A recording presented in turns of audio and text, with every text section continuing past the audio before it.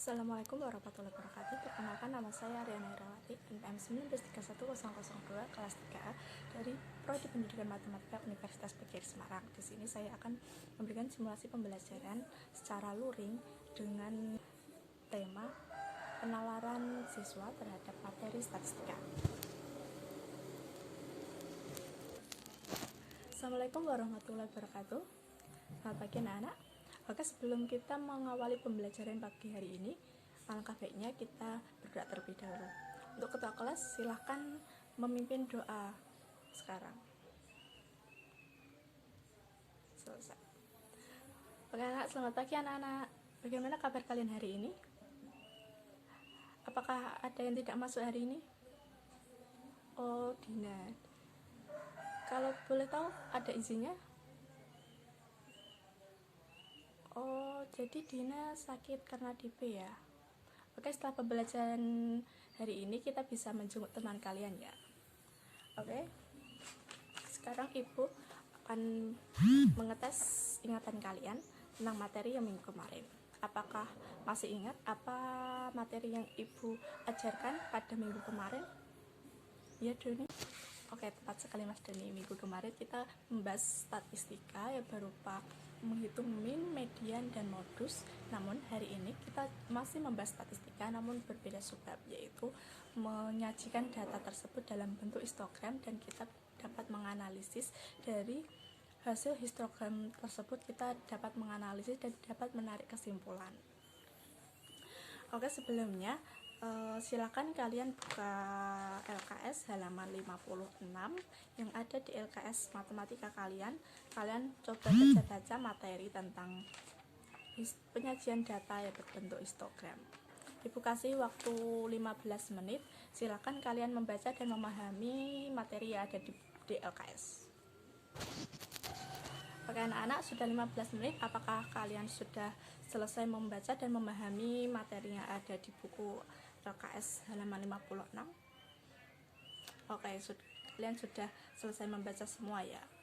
Apakah ada yang belum dipahami dari hasil kalian membaca LKS tersebut?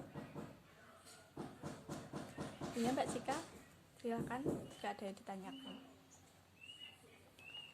Oh iya, jadi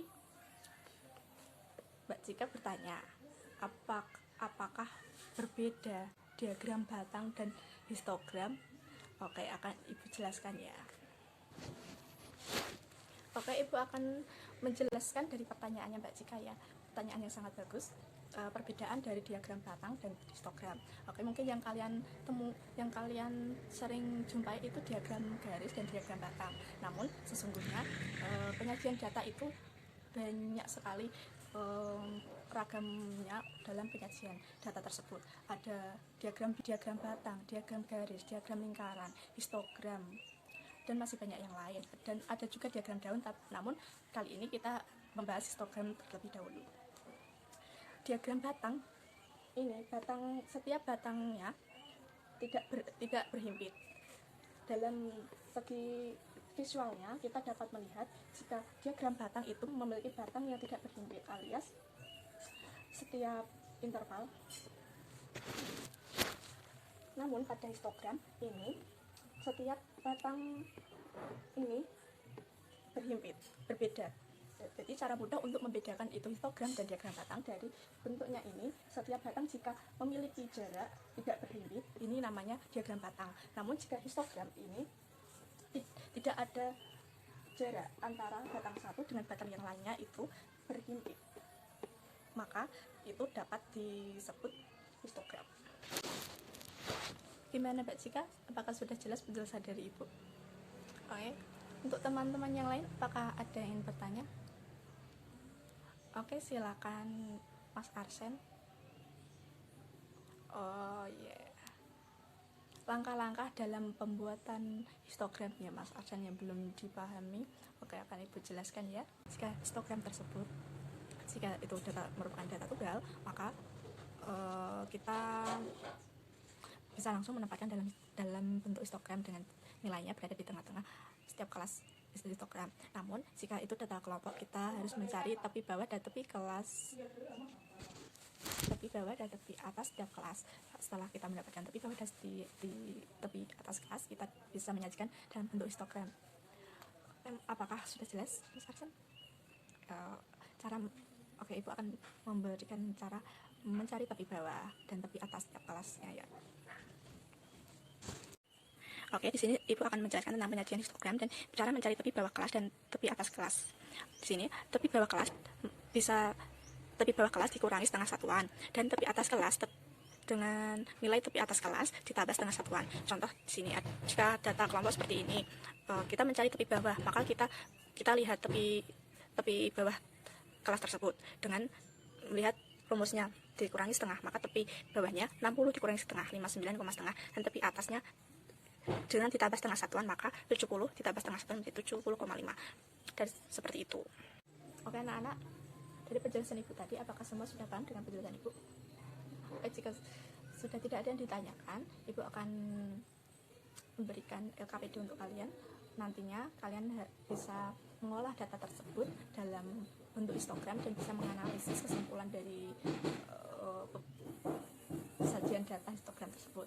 Sebelumnya kalian bisa membentuk kelompok terlebih dahulu. Satu kelompok terdiri dari 4 orang. Ibu kasih waktu 20 menit untuk membentuk kelompok. Anak-anak sudah 20 menit. Apakah kalian sudah menemukan kelompok kalian? Oke, sudah mendapat kelompok ya. Ibu akan membagikan LKPD ini, nantinya kalian diskusikan bersama teman kalian untuk mengolah data tersebut ya. Setelah Ibu beri waktu 1 jam untuk mengerjakannya. Setelah itu kalian nanti paparkan dan menjelaskan di depan kelas. Oke, perwakilan dari setiap kelompok silakan maju untuk mengambil LKPD yang akan kalian kerjakan. Oke.